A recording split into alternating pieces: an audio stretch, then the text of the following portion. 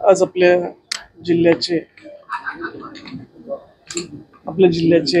नेते शिवाजीराव कर्डिले साहेब यांचं आज सकाळी दुःखद निधन झालेलं आहे. खरं तर जिल्ह्याच्या राजकारणामध्ये आणि विशेषतः नगर तालुका बुरानगर असेल, सरपंच पदापासून ते मंत्रिपदापर्यंत सध्या ते जिल्हा सहकारी बँकेचे चेअरमन म्हणून त्यांच्या नेतृत्वाखाली आम्ही सर्वजण काम करत होतो.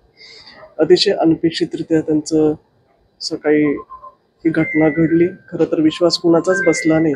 फक्त साहेबांना ॲडमिट केले, क्रिटिकल आहे एवढंच आमच्यापर्यंत निरोप होता.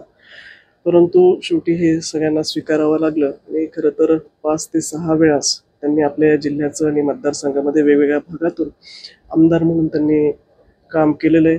अतिशय संघर्षमय त्यांचा हा संपूर्ण जीवन प्रवास होता. समाजकारण, राजकारण, सहकार क्षेत्रामध्ये आणि प्रशासनावर एक उत्तम पकड असलेला नेता आणि स्पष्ट वक्तेपणा असेल आणि त्यांच्या जाण्यामुळं निश्चित खूप मोठी आमच्या जिल्ह्याची उणीव किंवा पोकळी ही कधी न भरणार आहे. सगळ्याच क्षेत्रामध्ये त्यांचा दबदबा होता.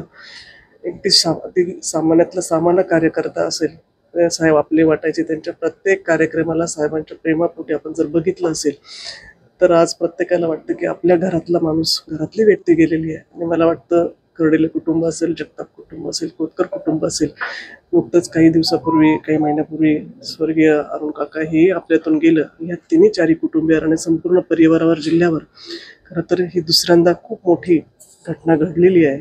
याच्यातून कधी ना उणीव कधीच भरून येणार नाही.